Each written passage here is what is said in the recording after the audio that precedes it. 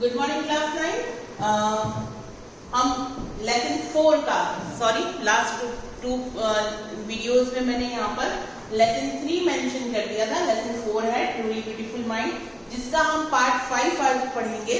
हम लास्ट कुछ वीडियोस में 11 पॉइंट तक कंप्लीट कर चुके थे, जिसमें हमने आइंस्टाइन का चाइल्डहुड देखा, उनकी यंग एज देखी, उनका रिसर्च देखा, आफ्टर रिसर्च उनकी शादी देखी, शादी के बाद उनका डिवोर्स भी हो गया और 1919 में और सेम ईयर उन्होंने अपनी कजिन जो थी एल्सा उससे भी शादी कर ली।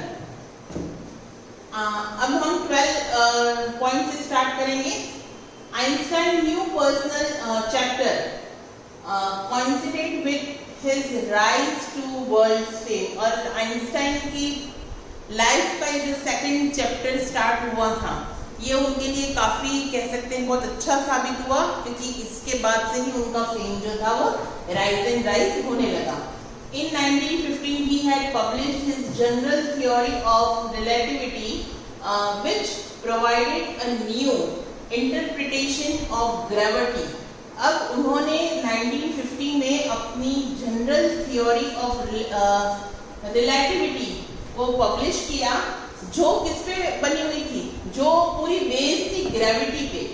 And eclipse of the sun in 1990 brought proof that it was accurate. और 1990 में जो ग्रहण हुआ था, उस ग्रहण से ही ये प्रूफ हो गया कि जो कैलकुलेशन उनका था, जो बातें उनके रिसर्च में ग्रेविटी को लेकर, ग्रेविटिकल फोर्स को लेकर थी, वो सारी ही बिल्कुल परफेक्ट और एक्यूरेट थी।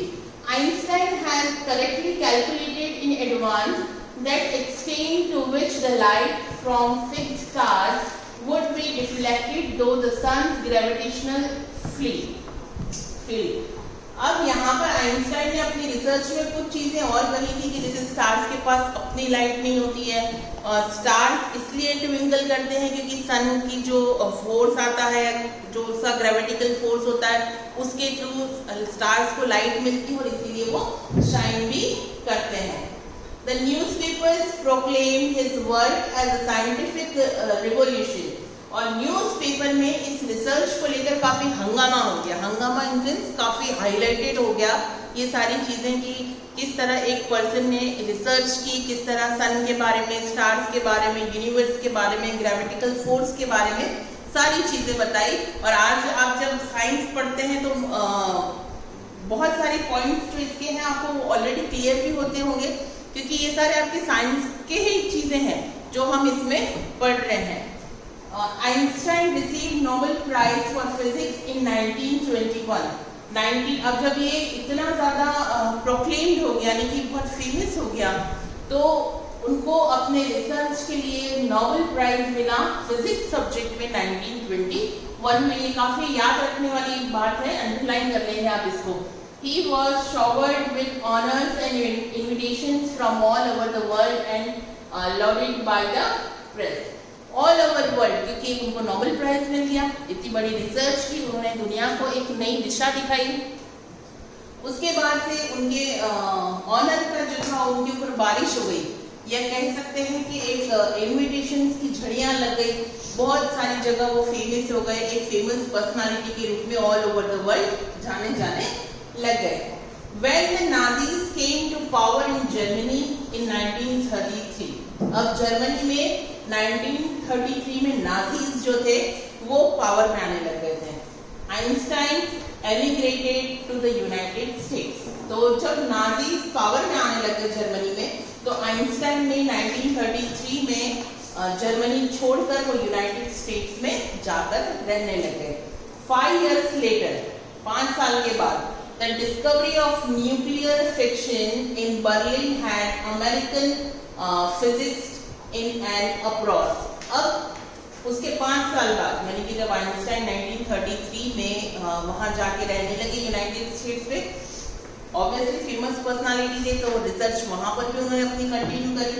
तो 5 साल के बाद अपनी एक टीम के साथ उन्होंने न्यूक्लियर फिक्शंस को बर्लिन में जब बनाया, या बहुत उसका अप्रोर किया, अप्रोर यानी कि उसकी गूंज उठी। Many of them had fled from fascism just as Einstein had, and now they were afraid the Nazi could build and use an atomic bomb.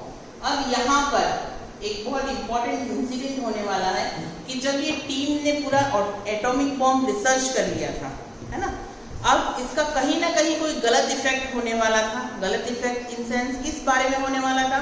गलत इफेक्ट होने वाला था कि जो साइंटिस्ट की टीम थी, कुछ यहाँ रहे, कुछ वहाँ रहे, कुछ नाजीज के साथ में थे, कुछ इधर की साइड में थे। तो इन लोगों को ये डर था कि जो एटॉमिक बॉम्ब हुआ, इन्वेंट हुआ है, या जिसका जो अपरोर हो रहा है, यानी कि जो बहुत जल्दी से पावर में आ रहा है, इसका कहीं कोई मिसयूज ना हो जाए। At the urging of colleagues, Einstein wrote a letter to an American president, Franklin D. Roosevelt, on 2nd August 1939, in which he warned a single bomb of this type exploded in a pod might very well destroy the whole pod together with the sum of the surrounding territory. अब यहाँ पर उन्होंने अपने colleagues की कह सकते हैं colleagues की बात सुन के या मान के उन्होंने अमेरिकन प्रेसिडेंट को एक लेटर लिखा और उसमें उस बॉम्ब से रिलेटेड, बॉम्ब को वॉर्न करने से रिलेटेड बात कही कि एक इस तरह का बॉम्ब है जिसकी वजह से अगर आप उसको एक पॉट पे वो ब्लास्ट हो जाता है तो पूरा पॉट तो तबाह करेगा ही करेगा, उसके आसपास का लगभग पूरा एरिया जो है वो बिल्कुल ही तबाह हो जाएगा। तो इस तरह के बॉम्ब को लेकर के इसकी जो पावर है न्यूक्लियर बॉम्ब की, ये इतनी ज़्यादा है तो इसका एक कह सकते हैं आतंक सा है। तो इसको आप जो भी है बहुत संभाल के रखें या ध्यान रखें इस चीज़ का। His words did not fail to have an effect. उनके जो वर्ड्स थे उसका इफेक्ट फेल हो गया ये हम नहीं कह सकते, इसका बहुत स्ट्रॉन्ग इफेक्ट हुआ। The Americans developed the atomic bomb in a secret project of their own and dropped in on the Japanese city Hiroshima and Nagasaki in August 1945. आपने एक फेमस डेट सुनी होगी, अगस्त 1945 में अमेरिका ने हिरोशिमा और Nagasaki पे एक एटॉमिक बॉम्ब गिराया था। ये बॉम्ब वही इंसिडेंट है कि अमेरिका ने अपने एक सीक्रेट प्रोजेक्ट के लिए उस बॉम्ब का यूज़ किया और जापान की 2 बड़ी सिटीज हिरोशिमा और नागासाकी पे अगस्त 1945 में वो एटॉमिक बॉम्ब गिरा दिए गए। और आप गूगल पे रिसर्च करके भी देख सकते हैं कि जब वो बॉम्ब गिराए गए थे तो उसका इतना बुरा इफेक्ट पड़ा था कि उसके बाद की जो जनरेशन आई उस पर भी उनका असर देखा गया। तो यहीं पे हम फिनिश करते हैं। नेक्स्ट वीडियो में हम हमारे 2 पॉइंट छोटे छोटे से हैं वो हम कंटिन्यू कर लेंगे। Thank you.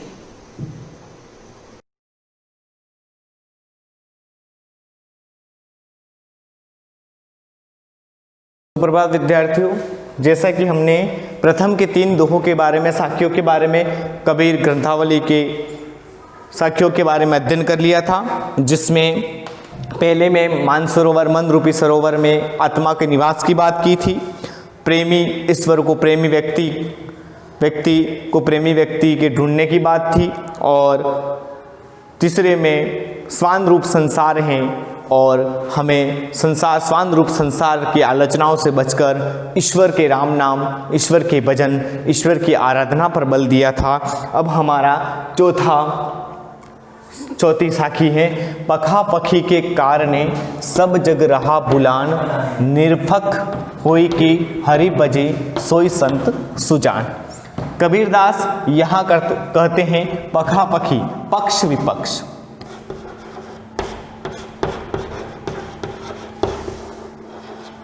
पखा पखी के कारणे सब जग रहा बुलान, बुला दिया। निरपक का अर्थ होता है निष्पक्ष। होई के हरि बजे सोई संत सुजान में सज्जन या ज्ञानी। ठीक है। कबीरदास कहते हैं कि पक्ष विपक्ष के कारण, पखा पखी के कारणे अर्थात संप्रदाय का समर्थन का विरोध, है ना। विभिन्न प्रकार के लोग अपने अपने संप्रदाय को लेकर के, जैसे हिंदू व्यक्ति हिंदू धर्म को श्रेष्ठ बताता है ना, और पक्ष विपक्ष की बात करते हैं और सब जगह बुलान अभी पक्ष विपक्ष की बातें करने, संप्रदाय पड़े रहने के कारण वह सब लोग ये भूल जाते हैं कि ईश्वर निष्पक्ष होता है, निरपक्ष होई के। इसीलिए हमें भी निष्पक्ष होकर के, निरपक्ष होई के हरि भजे, निष्पक्ष होकर के ईश्वर का भजन कीर्तन करना है। वो जो व्यक्ति निष्पक्ष होकर के सिर्फ हरि के भजन कर राम नाम लेता है, खुदा नाम लेता है, जो भी नाम लेता है, वो सब क्या निष्पक्ष होकर के किसी प्रकार के संप्रदायों की आड़ में न रहना, संप्रदायों से छोड़ करके वह निष्पक्ष होकर के हरि का भजन करता है, वही व्यक्ति इस संसार में सज्जन व्यक्ति होता है, ज्ञानी व्यक्ति होता है, जो पक्ष विपक्ष के चक्कर में न पड़ करके जग रहा बुलान संसार को बुला देता है और निष्पक्ष होकर के हरि के भजन करता है, हरि का नाम लेता है, वही संसार में संत होता है, सज्जन होता है, उसी व्यक्ति को मोक्ष की प्राप्ति होती है। हिंदू मुआ राम कही, मुसलमान खुदाई, कहे कबीर सो जीवता, जो दुहि निकट न जाए। यहाँ कबीरदास कहते हैं कि हिंदू व्यक्ति अपने धर्म, हिंदू धर्म को श्रेष्ठ मानते राम का नाम लेके मरता है और मुसलमान खुदा का नाम लेकर मरता है।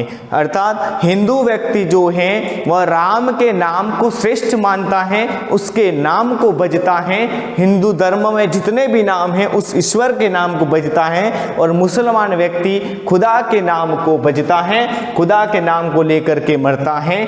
लेकिन कबीरदास कहते हैं, कहे कबीर सो जीवता, कबीर कहते हैं कि वही व्यक्ति जीवित हैं जो दुहु के निकट जाए, जो दोनों संप्रदायों के अर्थात धार्मिक जो संकीर्णता बनी हुई है उस धार्मिक संकीर्णता से दूर हट करके ईश्वर नाम का बोध करता है, ईश्वरीय नाम का नाम लेता है, वह प्रभु भक्ति में लीन रहता है, वह इस व्यक्ति इस संसार में मोक्ष की प्राप्ति करता है और वह व्यक्ति इस संसार में जीता हुआ व्यक्ति वही है, क्योंकि वह वास्तविकता में ईश्वर के नाम को वह संप्रदायों में न बांटकर, धार्मिक संकीर्णता में न बांटकर वह ईश्वर को प्रमुखता देता है, उसके नाम को प्रमुखता देता है, न किसी धर्म को की आड़ में वह धार्मिकता को बढ़ावा देता है, व्यक्ति सिर्फ ईश्वर को प्रमुखता देता है। तो इसलिए यहाँ धार्मिक संकीर्णता को दूर करने की बात कही है। काबा फिरी काशी बया राम ही बया रहीम, मोट चून मेदा बया बैठी कबीरा जिम। कबीरदास कहते हैं कि धार्मिक संकीर्णता त्यागने में ही श्रेष्ठता है, क्योंकि धार्मिक जो संकीर्णता होती है, क्योंकि काबा फिरी काशी बया, जो काबा अर्थात मुसलमानों का पवित्र मक्का मदीना जो है, क्या है, मक्का मदीना जो है उनका श्रेष्ठ स्थान है मुस्लिम धर्म का, वह काबा, और काशी हिंदुओं का श्रेष्ठ, काशी जो है हिंदुओं का श्रेष्ठ स्थान है, धार्मिक स्थल है। तो जो व्यक्ति काबा फिरी काशी बया राम ही बया रहीम, राम ही राम, रहीम अर्थात खुदा, मुसलमानों के ईश्वर, ठीक है। तो जो काबा फिरी काशी बया, काबा और अर्थात काबा, मक्का मदीना और काशी दोनों एक ही हैं, राम ही बया रहीम, राम और रहीम दोनों भी एक ही है, काबा ही काशी है, काशी ही काबा है, राम ही रहीम है, रहीम ही राम है। ये बात हमें कबीर के इन दो साखियों से पता चलता है, क्योंकि इस संसार में धार्मिक संकीर्णता नहीं रखनी चाहिए, क्योंकि जो हिंदुओं का धार्मिक स्थल है वो ही मुस्लिमों का और मुस्लिम धर्म का जो है हिंदू का, अर्थात उसमें कोई बदलाव नहीं है, वहां पर भी ईश्वर विराजमान है, वहां पर भी ईश्वर विराजमान है, क्योंकि काशी और काबा दोनों एक ही है, राम और रहीम दोनों भी एक है। ये सब धार्मिक संकीर्णता है जिसमें हमने बढ़ावा दिया है। हाँ, कोई राम कहता है, कोई रहीम कहता है, कोई काबा कहता है, कोई काशी, हमने यहाँ पर धार्मिक संकीर्णता बनाए रखी है, लेकिन ईश्वर की ओर से कोई भी धार्मिक संकीर्णता नहीं है।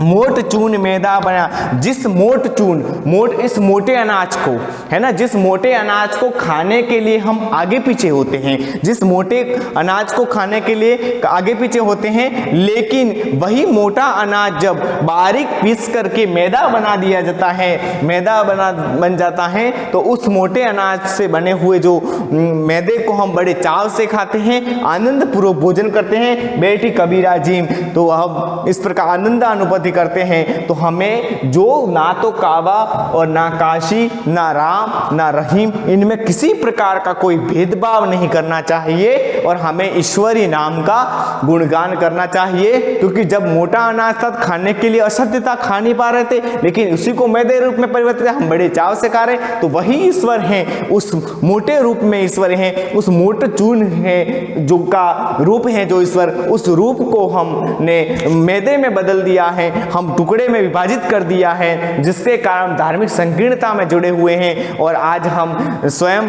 अपने धर्म को, अपने ईश्वर को प्रमुखता देने में लगे हुए हैं। आगे देखें, ऊंचे कुल का जन्मियान जे करनी ऊंच न होई, सुबरन कलश सूरा बरा साधु निंद्या सोई। कबीरदास यहाँ कहते हैं कि व्यक्ति महान किससे बनता है? व्यक्ति महान जाति से नहीं, अपने कर्म से, है ना। कबीर ने कही जाति न पूछो साधु की, पूछ लीजिए ज्ञान। जाति पूछ के क्या करना है? काम तो किसका है? जाति नहीं पूछनी है, हमें ज्ञान ग्रहण करना है। जाति पूछोगे तो फिर ज्ञान ग्रहण नहीं कर पाओगे, क्योंकि व्यक्ति के अंदर अहंकार आ जाता है कि मैं इस तुच्छ व्यक्ति से, इस महान व्यक्ति से विभिन्न प्रकार के मतभेद आ जाते हैं। इसलिए जाति ने पूछो साधु की, पूछ लीजिए ज्ञान, है ना। यहाँ देखते हैं साकी, ऊंचे कुल का जन्मिया जे करनी ऊंच न जोई। कबीरदास कहते हैं कि ऊंचे कुल में उत्पन्न होना ही सर्वश्रेष्ठ बात नहीं है, श्रेष्ठ बात नहीं है, उससे श्रेष्ठ बात है अच्छे कर्मों को करना। जे करनी ऊंच न होई, जो हमारी करनी ऊंची नहीं होती है, जो कर्म हमारा ऊंचा नहीं होता है, ऊंचे कुल में जन्म लेना हमारे लिए हितकर नहीं होता है, क्योंकि हितकर तो वही है, श्रेष्ठ वही होता है, ऊंचा कुल हो और उससे भी ऊंचा हमारा क्या हो, कर्म हो, तभी हमारा जीवन जीना श्रेष्ठ होता है। सुबरन, सुबरन में स्वर्ण, सोने का बना हुआ, सुबरन कलश, सोने का कलश, सूरा में शराब, और साधु निंदा सोई।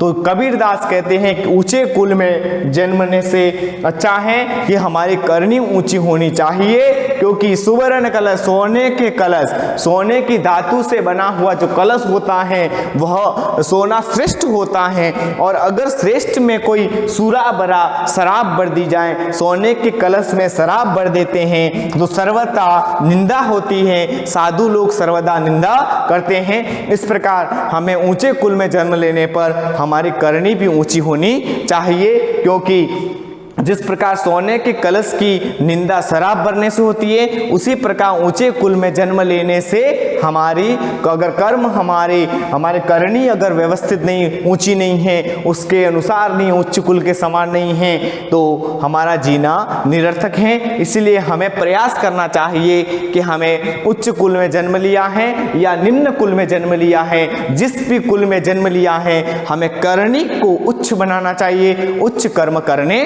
चाहिए। इस प्रकार हमारे इस मूल कबीर की जो साखियाँ थी 7, उसके बारे में अध्ययन कर लिया है। उसके बाद हम यहाँ आगे जो पद दिया है, जो शब्द करके जो पद दिए हैं उसके, और कबीर के 2 एक ध्यान रखना, साखी शब्द रमेनी 3 भाग हैं जो बीजक रचना है, ये भी थोड़ा ध्यान रखना। बीजक रचना पहले बता भी दिया आपको परिचय में, फिर भी अब इनके कुछ पद हैं, इनके बारे में हम कल अध्ययन करेंगे। धन्यवाद।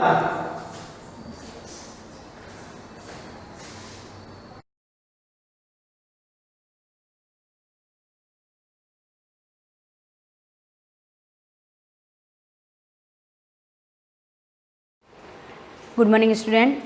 पिछली क्लास में हम पार्ट 3 गो दोहन को पढ़ रहे थे, एक भाग ही पढ़ा था, अब आगे का अपन अब पढ़ेंगे। देखो किस तरह से चंदन जो है, मल्लिका जो लड्डू बना रही थी, उन लड्डुओं की खुशबू को देख करके चंदन ने उन लड्डू को खाने की इच्छा प्रकट की। तो उस मल्लिका ने उसको ना कहा, तुम इन लड्डुओं को मत खाओ, ये तो पूजन के लिए हैं, यानी मैं पूजा के लिए ले जा रही हूँ।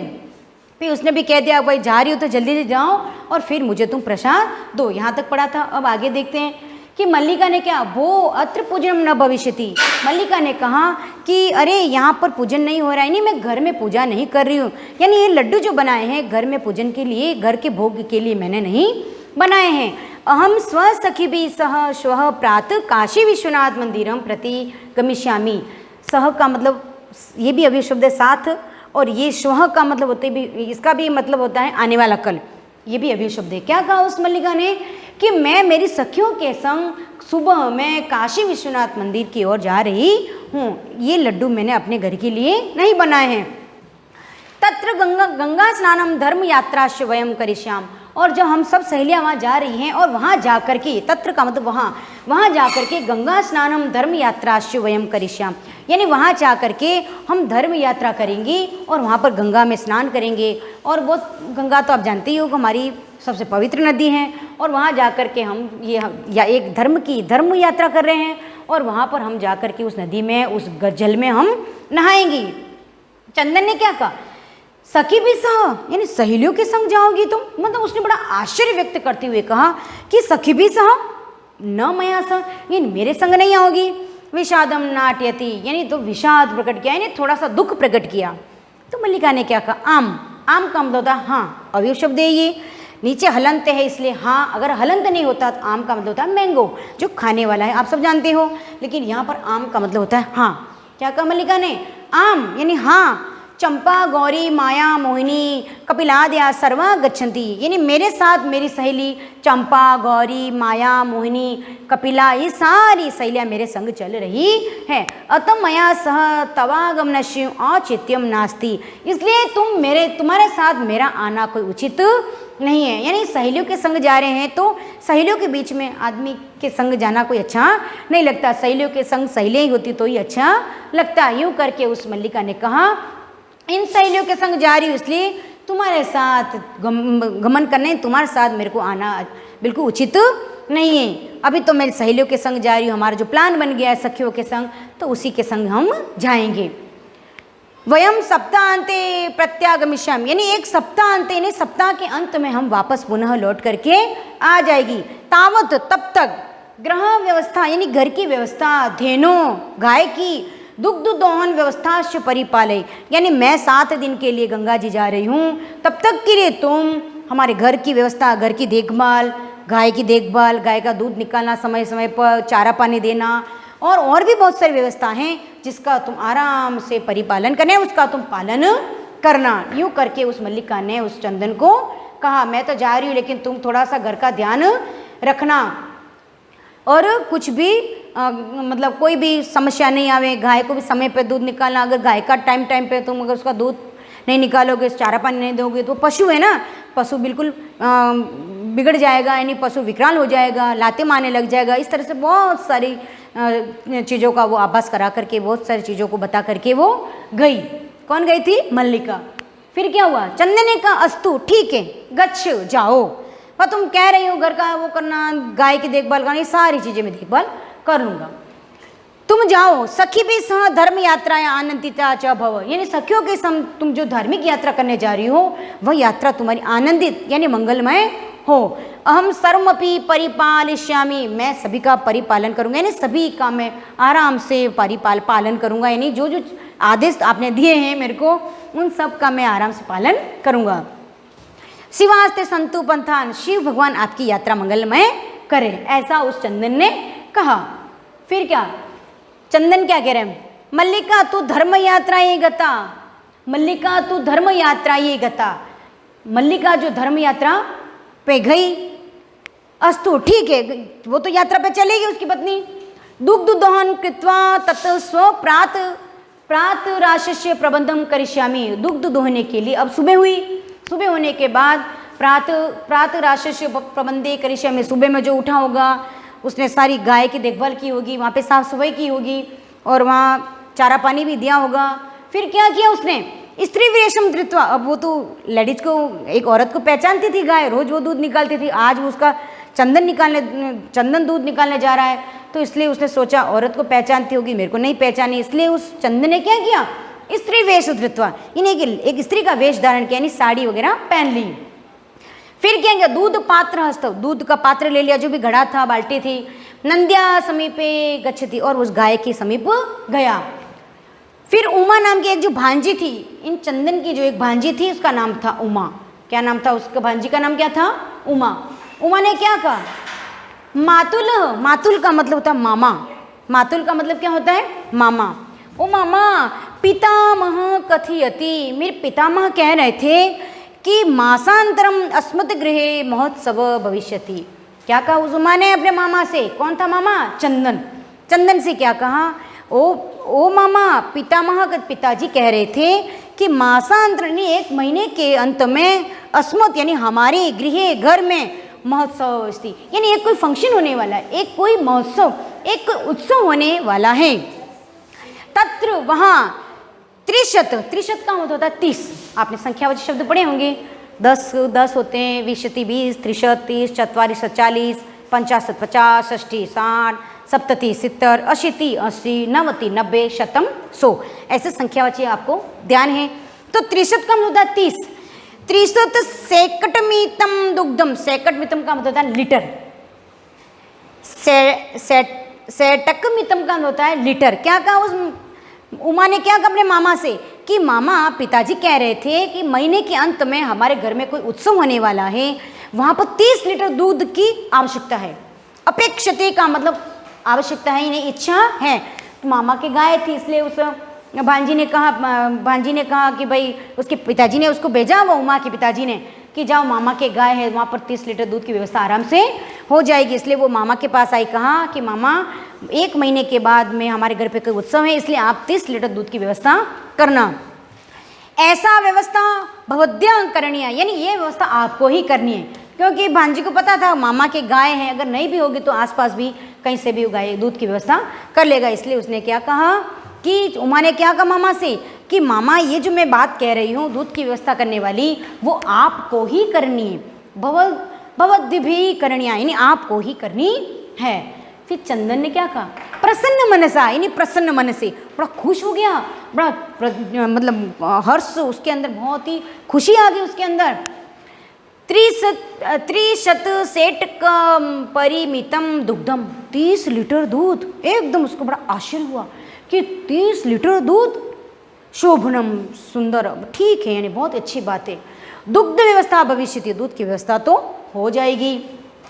एवं इति पितामह प्रति त्वया वक्तव्यम, तुम जाके पिताजी से कह देना कि दूध की व्यवस्था आराम से हो जाएगी। उमा ने कहा धन्यवाद मातुल, मातुल का मतलब मामा, मातुलानी का मतलब होता है मामी। ध्यान देना शब्दों पे, क्या कहा उमा ने, धन्यवाद मातुल, मामा आपको बहुत बहुत धन्यवाद। याम उधना, इस समय, सा वह कौन है, उमा, सा स्त्रीलिंग की लगता है और सह पुल्लिंग के लिए लगता है, तो इसलिए धन्यवाद दे के, अपने मामा को धन्यवाद दे करके, याम में अधुना सा निर्गति, अब मैं, अधुना मतलब इस समय मैं जाती हूँ, यूँ कर करके वो सा निर्गता, वो वहाँ से उस घर से निकल गई। फिर तृतीय दृश्यम आया, क्या आया, चंदन। चंदन क्या कह रहा है बाबा से, प्रसन्नो भूत्वा, बड़ा प्रसन्न हो गया कि 30 लीटर दूध की व्यवस्था तो आराम से, अपने घर में गाय है तो आराम से हो जाएगी। प्रसन्नो भूत्वा, बड़ा प्रसन्न हुआ। अंगुलीषु गणयन, अंगुली पे गिनने लगा, 30 लीटर 30 लीटर 30, ऐसे अंगुली पे गिनने लगा। अंगुलीषु गणयन, इन अंगुलियों पर वो गिनने लगा। ओहो, अरे सेटक 30 पयासी, यानी 30 लीटर दूध का, 30 लीटर दूध की व्यवस्था, बहुत बड़ी व्यवस्था, यानी एक साथ 30 लीटर दूध आएगा और मैं मेरी भांजी को दूंगा और बहुत सारे पैसे मुझे एक साथ मिल जाएंगे। इस तरह उसके अंदर बहुत सारे सवाल उठने लगे। अनेन तू बहुधन लप्य से, उन्हें क्या कहा, 30 लीटर दूध के पैसों से मैं बहुधनम लप्य से, यानी मैं बहुत सारा धन प्राप्त कर लूँगा। नंदिनीम दृष्टवा, गाय को देख करके, वो नंदिनी, हे नंदिनी, तब कृपया तू अहम धनिकः भविष्यामि, तुम्हारी कृपा से मैं धनवान हो जाऊंगा। प्रसन्न स धेनु बहु सेवा करोति, इस तरह से प्रसन्न मन से उसने गाय की बहुत सेवा की। अपने ये आज दूसरा नाट्यांश पढ़ा है, तो आप छोटे छोटे भागों में इसका प्रसंग देख करके इसका हिंदी भावार्थ करेंगे। क्यों? हिंदी भावार्थ जब तक नहीं करोगे तब आपको क्वेश्चन आंसर भी समझ में नहीं आएंगे। व्यवस्थित प्रसंग दे करके कि यह पाठ इससे लिया गया है, इसमें क्या क्या संदेश दिया गया, ये सारी बातें 2 लाइनों में आप लिख करके फिर इसका हिंदी भावार्थ करेंगे। आगे का अपन फिर आगे पढ़ेंगे। धन्यवाद।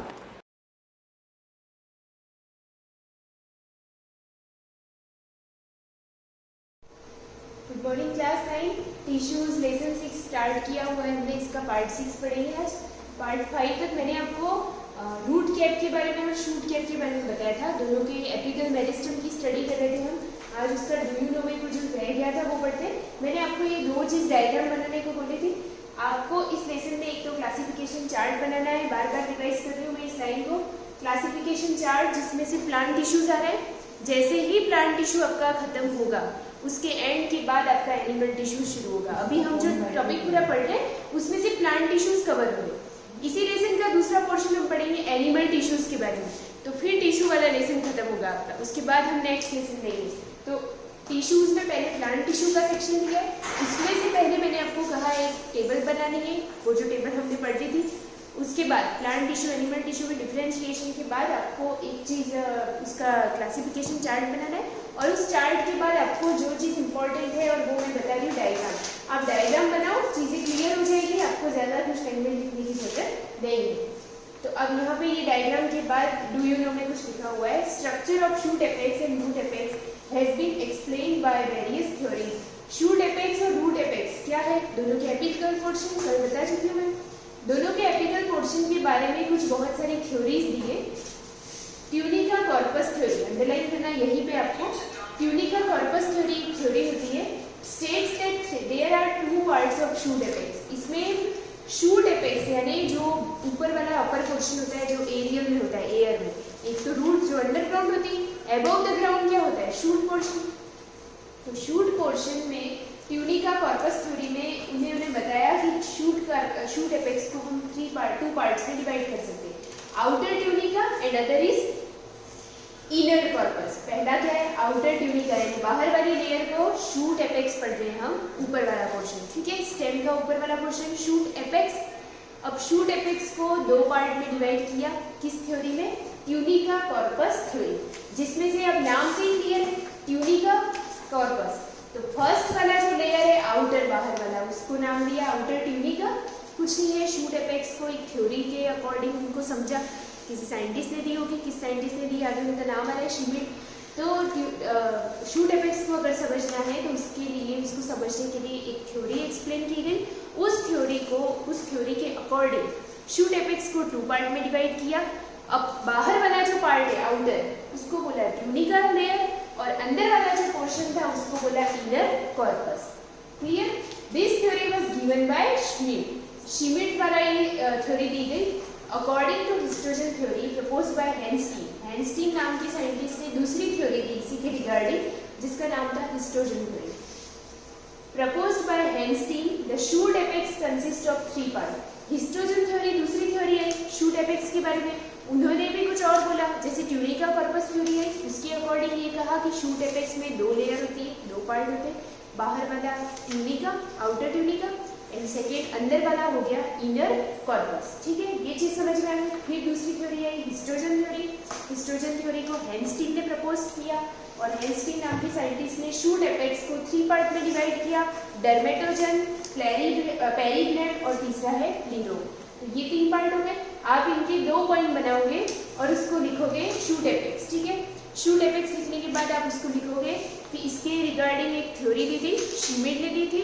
क्या नाम है उस थ्योरी का? तो ट्यूनिका कॉर्पस थ्योरी। उसका नाम लिखोगे, ऐसे लिखोगे ना, tunica corpus theory given by Schmidt about shoot apex. फिर उसके बाद उसको 2 पार्ट में डिवाइड कर देना। इनर वाला पोर्शन जिसको है उसको कॉर्पस बोलते हैं, आउटर वाले पोर्शन को हम ट्यूनिका बोलते हैं। ये चीज लिखने के बाद आप लिखोगे हिस्टोजन थ्योरी, नंबर 2 डाल के लिखोगे हिस्टोजन थ्योरी। मैं देखूंगी कि आप अपने हिसाब से नोट्स कैसे बनाते हैं। हिस्टोजन थ्योरी के बाद लिखोगे प्रपोज्ड बाय हैंस्टीन। हैंस्टीन के बाद प्रपोज कर दिया उन्होंने। उसके बाद लिखोगे शूट एपेक्स को 3 पार्ट में डिवाइड किया, तो आप लिखोगे प्रपोज्ड बाय हैंस्टीन, उनके अकॉर्डिंग। फिर नीचे लिखोगे शूट एपेक्स, फिर उसको 3 पार्ट में डिवाइड करोगे, डर्मेटोजन, पेरीग्लैंड और थर्ड इज लीरो। ठीक है, ये नोट्स बन गए आपके। अब apical meristem of root is sub terminal in position due to presence of root cap. Apical meristem अगर रूट की बात करें, ये तीनों पॉइंट, ये दो पॉइंट किसके बारे में थे? शूट के बारे में। अगर रूट की बात करनी हो, रूट को हमें समझना हो, तो रूट एपेक्स के लिए बोल सकते हैं कि रूट में एपिकल मेरिस्टम थोड़े से टर्मिनल नहीं होकर के सब टर्मिनल स्टेट में होते हैं या सब टर्मिनल पोजीशन पे होते हैं। ऐसा क्यों होता है? क्योंकि रूट एपेक्स के एपिकल पोर्शन पे रूट कैप आ जाता है और रूट कैप की वजह से वहाँ पर पहले क्या आ जाता है, सब वहाँ पर जो एपिकल मेरिस्टम था, टिश्यू होता है, वो टिश्यू कहाँ जाते हैं? सब टर्मिनल पोजीशन। ठीक है, तो आपको ये दो पॉइंट्स यहाँ से ढूंढ के नोट्स बनाने, मैंने आपको बता दिया कैसे नोट्स बनाने। अब यहाँ पे कुछ दे रखा है vertical section of shoot apex. ये जो मैंने आपको समझाया पूरा, इनको समझाई हुई लैंग्वेज को आपको यहाँ पे देख के समझना है, बहुत इजीली समझ में आ जाएगा। देखो आउटर, हमने क्या बोला कि शिविर ने एक थ्योरी दी शूट एपेक्स। अब शूट एपेक्स में क्या दिया उन्होंने कि आउटर वाले पोर्शन को हम ट्यूनिका बोल देते हैं और इनर वाले पोर्शन को हम कॉर्पस बोल देते हैं। ये चीज क्लियर हो गई आपकी, जो शिविर ने बोला था वो यहाँ पर क्लियर हो गया। अब ये दोनों क्या है? यंग लीफ है, ये एक्सिलरी बर्ड है जहाँ से न्यू ब्रांचेस अराइज होती है, एक्सिलरी बर्ड जहाँ से न्यू ब्रांचेस अराइज होती है। और यहाँ पे जैसे लिखा है प्रोटोटम, कैम्बियम, ग्राउंड मेरिस्टम। ठीक है, तो आपको ये डायग्राम बना देना है। अगर ये आपको ये नोट्स तो बना देंगे और उसके बाद आपको ये डायग्राम बनाना है। नेक्स्ट स्टार्ट होते हैं लेटरल मेरिस्टम, क्योंकि हम क्या पढ़ रहे हैं? Primary meristem. प्राइमरी मेरिस्टम के तीन पार्ट थे, हमने क्लासिफिकेशन पढ़ा था, एपिकल पढ़ लिया, लेटरल पढ़ लिया और अब इंटरकलर। लेटरल को अब स्टार्ट करें। वैसे तो मैं बता चुकी हूँ शॉर्ट में कि लेटरल मेरिस्टम से प्लांट की ग्रोथ कहाँ पर होती है? थिकनेस में। अगर कोई प्लांट ब्रॉड होता है, एनुअल रिंग और ये सब हम कल बता चुके, ठीक है, तो जहाँ से प्लांट की थिकनेस बढ़ती है वहाँ पर लेटरल मेरिस्टम होता है। वहाँ पर उसका रोल है कि लेटरल मेरिस्टम का काम है कि प्लांट की थिकनेस को बढ़ा, किसके थ्रू? वेस्कुलर कैम्बियम और कॉर्ड कैम्बियम। तो आपको खाली टर्म्स याद रखनी है। यहाँ पे और चीज पढ़ लेते हैं। As the name suggests, lateral meristem is located on the lateral side of the stem or may develop at the time of secondary growth. दो ग्रोथ को दो पार्ट में डिवाइड किया है, first and primary growth and secondary growth. मतलब ये बोल रहा है कि सेकेंडरी ग्रोथ के टाइम पे लेटरल मेरिस्टम लेटरल साइड पे होंगे, जैसा कि इसका नाम है, स्टेम और रूट दोनों की साइड। ठीक है, lateral meristem is found in stem and root and these organs grow in thickness. Underline कर दो। वैसे तो ये चीज पहले ही दे रखी, बता चुकी हूँ मैं। वहाँ पर जहाँ पर आपने चार्ट बनाया था वहाँ पे भी आ गया था कि थिकनेस में वृद्धि करवाता है, थिकनेस में इंक्रीमेंट करवाता है। फिर भी यहाँ पे एक लाइन अंडरलाइन कर दो आप, lateral meristem is found in stem and root and these organs grow in thickness by the activities of this tissue. Bar bar in tissues में डिवीजन होता रहता है, जिसकी वजह से वहाँ के टिश्यूज की ग्रोथ होती है, जिससे प्लांट थिक होता है, चौड़ा ब्रॉड होता है। In other words the diameter of stem and root increase by the activity of lateral meristem.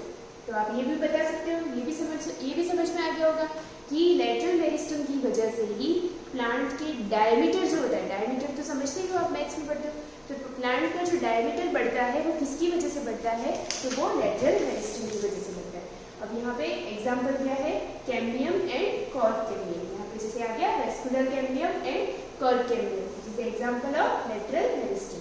ठीक है, अब थर्ड हम पढ़ते हैं। हमने पहले पढ़ा एपिकल, इसको राइट करो, सेकेंड पढ़ लिया लेटरल। अब लास्ट हमारा थर्ड क्वेश्चन है इंटरकैलरी। इंटरकैलरी आपको दिख रहा है, ये रहा डायग्राम। इसको पढ़ने से पहले ही डायग्राम से हम समझ लेते हैं। ये देखो यहाँ पे क्या मैंने बताया आपको कि दो पार्ट के बीच में जहाँ पर जॉइंट पार्ट होता है, कनेक्टिंग लिंक, जिसको हम प्लांट में बोल सकते हैं नोड, इंटरनोड। ठीक है, ये तो दोनों नोड पोर्शन हो गए। ये जो दो नोड को आपस में जोड़ रहा है, दैट्स कॉल्ड इंटरनोड।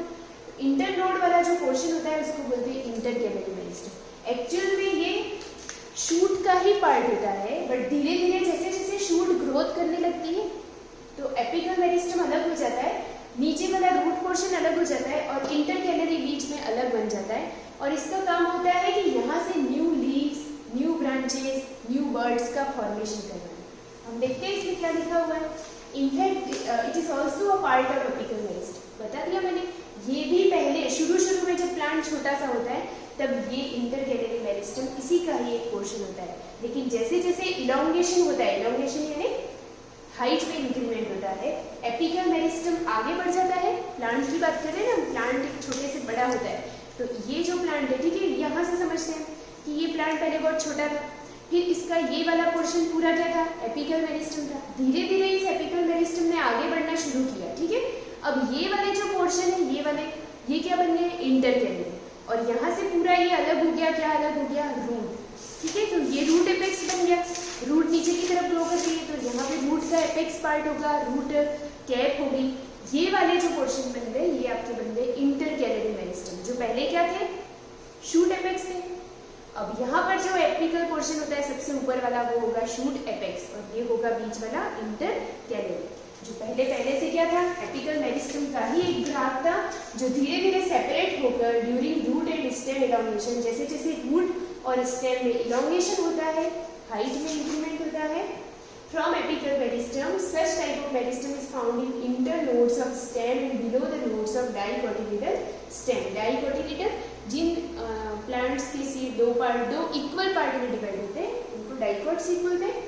तो इन डाइकोट और जो भी स्टेम होते हैं, उनके बीच में इंटरनोड किसकी वजह से बनता है, इंटरकैलरी मेरिस्टम की वजह से। तो अब आपको अंडरलाइन करना है ये point, they are responsible for growth of leaves and internodes. जैसे यहाँ था ना, यहाँ पे आप क्या लिखोगे, they are responsible thickness, they are responsible for thickness of the plant. ये लाइन अंडरलाइन कर सकते हो कि लेटरल मेरिस्टम की वजह से थिकनेस में इंक्रीमेंट होता है, बट इंटरकैलरी मेरिस्टम की वजह से यहाँ अंडरलाइन करना responsible for growth of leaves. यहाँ से क्योंकि new leaves, new branch, new bird arise होती है, तो ये रिस्पॉन्सिबल किसके लिए होता है, लीव्स के लिए और इंटरनोड्स के लिए। This type of meristem is responsible for the quick increase in length of grass and bamboo plant. Example दिया है इसमें कि जो ग्रासेस होती है वो सबसे ज्यादा इस पार्ट से डेवलप होती है, और दूसरा चीज है हमारा बैम्बू। बैम्बू आपने देखा होगा, बहुत सारे उसमें जॉइंट होते हैं ना, बीच बीच में नोड, इंटरनोड होते हैं। तो वो जो बैम्बू प्लांट होता है और जो ग्रासेस होती है, वो हमेशा इंटरकैलरी मेरिस्टम से डेवलप होती है। अब यहाँ पे आप ये डायग्राम बना लो, आपको समझ में आ जाएगा। प्लांट टिश्यूज को इससे डिवाइड किया है। सबसे पहले मेरिस्टेमेटिक टिश्यू, सेल डिफरेंशिएशन होता रहता है, बार बार सेल डिवाइड होती रहती है। तो दो पार्ट में मिलता है, एक सिंपल परमानेंट टिश्यू और दूसरा कॉम्प्लेक्स। हमने ये स्टार्ट में देख रखा है पहले से। सिंपल टिश्यूज में कौन आता है, पेरेन्काइमा, पोलेनकाइमा एंड स्क्लेरोकाइमा, और कॉम्प्लेक्स टिश्यू में आता है जाइलम और फ्लोएम। ये चीज हमने स्टार्ट में पहले से देख रखी थी। हमारा जो प्राइमरी मेरिस्टम था वो एंड हो गया, खत्म हो गया। अब हमारा कौन सा है, सेकेंडरी मेरिस्टम, जिसके अंदर टू पार्ट होते हैं, simple permanent tissue and another is complex permanent tissue. In their nature of meristematic tissues may be primary or secondary meristematic tissues that in presence right from the beginning, जैसे यहाँ दे रखा है, फिर से एक बार दिया इसको, परमानेंट टिश्यूज, ठीक है। इस present right from the beginning is called primary meristem. पहले हमने प्राइमरी मेरिस्टम पढ़ लिया, जिसमें एपिकल था, इंटरकैलरी था और लेटरल था। अब हम सेकेंडरी शुरू करने जा रहे हैं। The secondary meristem, like lateral meristem, cork-cambium, develops at the time of secondary growth. Secondary tissues की या secondary meristem की बात करें तो वो भी एक lateral meristem है, उसकी तरह ही काम करता है, जिसमें cork-cambium और ये होता है vascular retinum, जिसकी वजह से उसकी secondary growth होती है। Growth in the thickness of plant is known as secondary growth. Underline this line, important line है ये। सेकेंडरी ग्रोथ, बार बार वर्ड आ रहा है, तो सेकेंडरी ग्रोथ का मतलब ये है कि जब प्लांट की थिकनेस बढ़ती है, पहले प्लांट की लंबाई बढ़ती है। कोई भी प्लांट ऐसा नहीं कि शुरू हुआ बनना और बनते ही वो चौड़ा हो गया, ऐसा तो नहीं होता।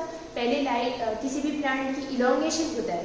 इलॉन्गेशन यानी उसकी पहले तो क्या बढ़ती है, लंबाई बढ़ती है, और फिर धीरे धीरे लंबाई बढ़ जाने के बाद एक पॉइंट ऐसा आता है जब उसका नीचे वाला स्टेम ब्रॉड होकर ट्रंक में मॉडिफाइड हो जाता है, मोटे तने के लिए, ठीक है। तो उसको हम बोलते हैं सेकेंडरी ग्रोथ। यहाँ पे आ गया कि growth in thickness of plant is known as secondary growth. एक 1 मार्क्स का क्वेश्चन आ सकता है, टेस्ट में मैं दूंगी सेकेंडरी ग्रोथ क्या है, तो थिकनेस में ग्रोथ होगी। आगे वाला जो भी परमानेंट टिश्यू है इसको नेक्स्ट क्लास में कंटिन्यू करेंगे। Thank you.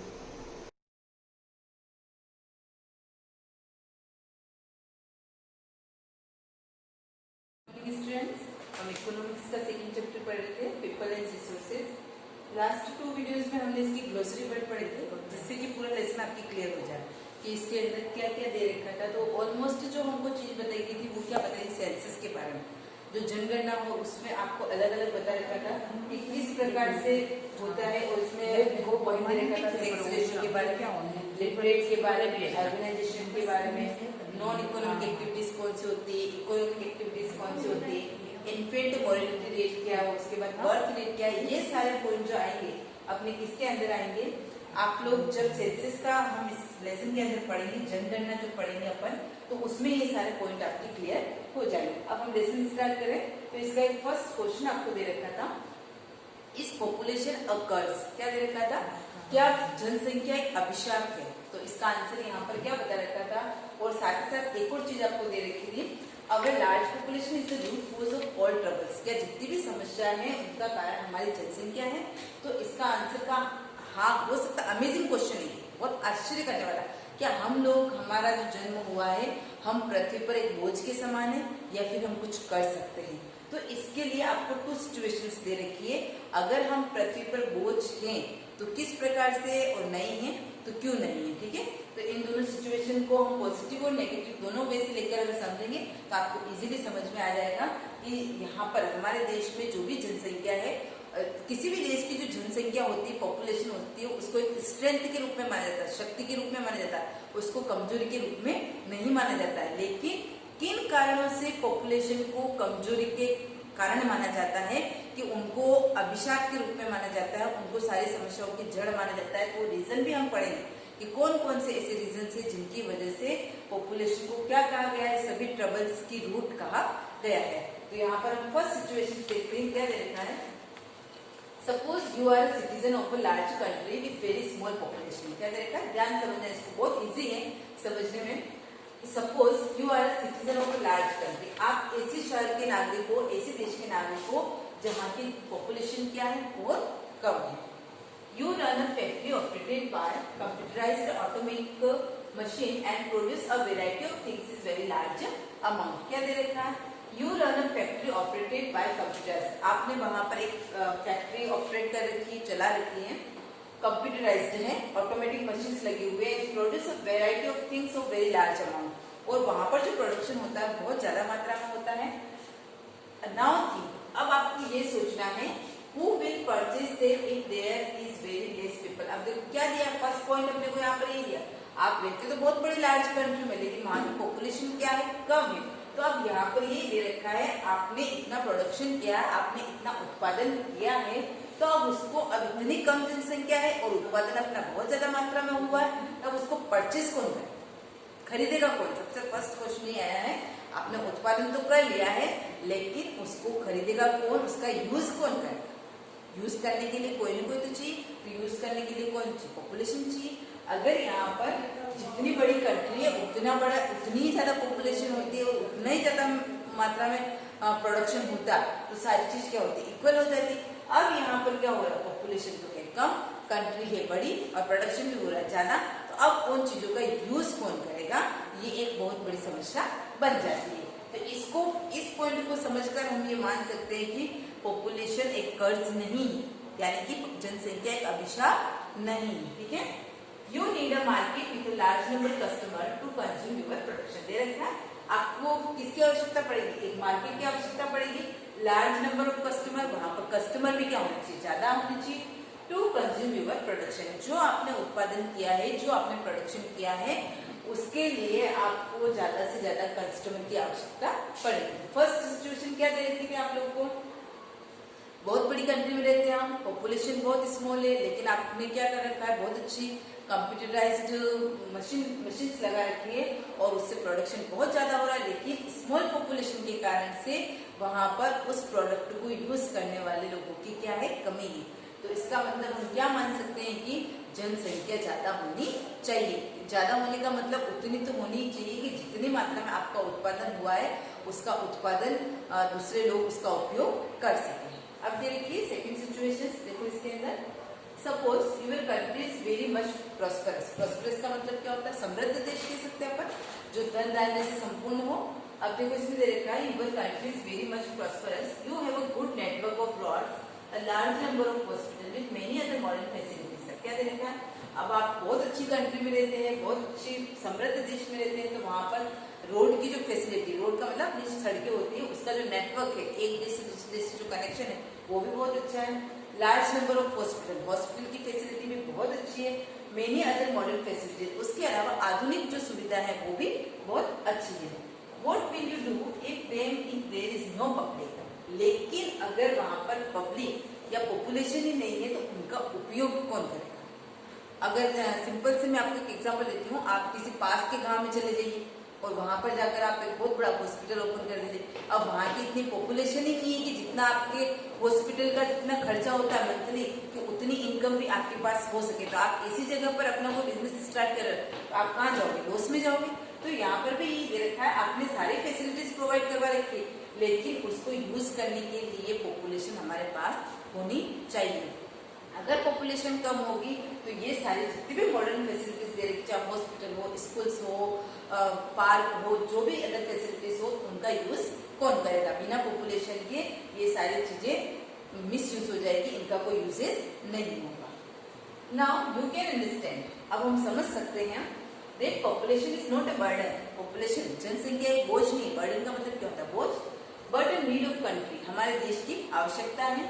It is living asset of a country and it should never be condemned. क्या दे रखा है? It is living asset. Asset का मतलब होता है जीवित संपत्ति। हम लोग क्या है? हमारे देश की जीवित संपत्ति है। And it should never be condemned. इसकी हमको निंदा नहीं करनी चाहिए। Condemned का मीन्स होता है निंदा। इस चीज की हमको निंदा नहीं करनी चाहिए। जब कहा जाता है कि जब भारत पाकिस्तान का युद्ध हो रहा था आजादी के समय, स्वतंत्रता के समय, तब हमारे पास दूसरे प्रकार से कोई रिसोर्सेज थे या नहीं थे, लेकिन हम पॉपुलेशन के रूप में बहुत पावरफुल थे। यानी कि जनसंख्या अगर ज्यादा है तो वो कहीं न कहीं तो अपना वो वर्क करेगी जो उसको करना चाहिए। तो हम उसको एक बर्डन के रूप में नहीं मान सकते। ये देश की क्या है? आवश्यकता है। जितने बड़ा अपना कह सकते हैं ना क्षेत्रफल है, अपने इंडिया का जितना क्षेत्रफल है उतनी पॉपुलेशन तो होनी ही चाहिए। अब जैसे हम जैसलमेर की बात करें कि जैसलमेर राजस्थान राज्य का सबसे बड़ा डिस्ट्रिक्ट है, अब वहाँ का क्षेत्रफल बहुत बड़ा है, लेकिन वहाँ पर जनसंख्या क्या है? कम। अब क्यों कम है? क्योंकि वहाँ का क्लाइमेटिक कंडीशन ही ऐसा है, इसलिए लोग वहाँ पर रहना पसंद नहीं करते। लेकिन वहाँ पर हम ये मान सकते हैं कि बहुत सारे ऐसे पेट्रोलियम के या बहुत सारे वहाँ पर बिजनेस करने के तरीके बहुत सारे, अगर लोग चाहे तो वहाँ रह सकते हैं, लेकिन क्लाइमेटिक कंडीशन की वजह से वहाँ पे लोग रहते नहीं। अगर वहाँ पे ऐसा हो जाए कि बहुत ज्यादा मात्रा में उत्पन्न, वहाँ पे बहुत अच्छा उत्पादन भी होता है, जो लोग रहते हैं, हम ये सोचते होंगे कि वहाँ पर एग्रीकल्चर नहीं होता है तो लोग क्या करते होंगे, लेकिन उसके अलावा फिर वहाँ पे बहुत सारे ऐसी फैक्ट्रीज, पेट्रोलियम के, ईंधन के, ऐसे बहुत सारे काम होते हैं जो डेजर्ट एरिया में होते हैं, तो वहाँ के लोगों को करते। अगर वो बहुत ज्यादा मात्रा में होने लग जाए, वहाँ पर प्रोडक्शन और ज्यादा होने लगे, लेकिन उनको यूज करने के लिए वहाँ पे पब्लिक ही नहीं होगी तो उसका कोई यूसेज नहीं होगा। अब देखो क्या दे रखा है? Where is the defect? Defect का मतलब क्या होता है? दोष। अब दोष कहाँ पर है? अब जब हमने इतनी बात कर ली, हमने ये पॉइंट अच्छे से समझ लिया कि पॉपुलेशन जो होती है, सभी जो प्रॉब्लम्स है उनकी जड़ नहीं है। हम लोग सारी समस्याओं की जड़ नहीं है हम लोग, लेकिन उसके भी रीजन है। कौन कौन से पॉइंट है उसको हम आगे देखते हैं क्या क्या होता है। हमने दोनों कंडीशन पढ़ ली, सिचुएशन 1 को भी पढ़ लिया, सेकंड को भी पढ़ लिया। पॉपुलेशन क्या होनी चाहिए? इक्वल होनी चाहिए, नहीं तो बहुत ज्यादा होनी चाहिए कि देश के ऊपर बर्डन हो जाए, और न ही कम होना चाहिए। ऐसा नहीं कि अगर पॉपुलेशन बहुत ज्यादा हो गई है तो उसको मार दिया जाए। अब जो चीन की बात करें तो चीन के पास सबसे ज्यादा पावर किसका? वो ऐसे ही पावरफुल कंट्री है, कह सकते हैं बहुत बड़ी डेवलप्ड कंट्री है, लेकिन उसके पास जो सबसे बड़ा पावर वो पॉपुलेशन का है। आप लोगों को अच्छे से पता होगा कि पॉपुलेशन के अकॉर्डिंग सबसे बड़ी जो कंट्री वो चाइना है, उसके बाद सेकंड नंबर इंडिया का आता है। हमको यूं नहीं करना है कि उसकी कंपटीशन करनी है, उसको बढ़ाना है, लेकिन जितनी रिक्वायरमेंट है उतनी पॉपुलेशन होनी चाहिए, उसको हमको बर्डन नहीं मानना चाहिए। अब नेक्स्ट पॉइंट इसमें दे रखा है, वेयर इज द डिफेक्ट? अब दोष कहाँ पर है? किन किन कारणों से हम पॉपुलेशन को बर्डन मानते हैं? इसको हम नेक्स्ट वीडियो में कंटिन्यू करेंगे कि इसके लिए कौन कौन से पॉइंट्स रेस्पॉन्सिबल है। Thank you.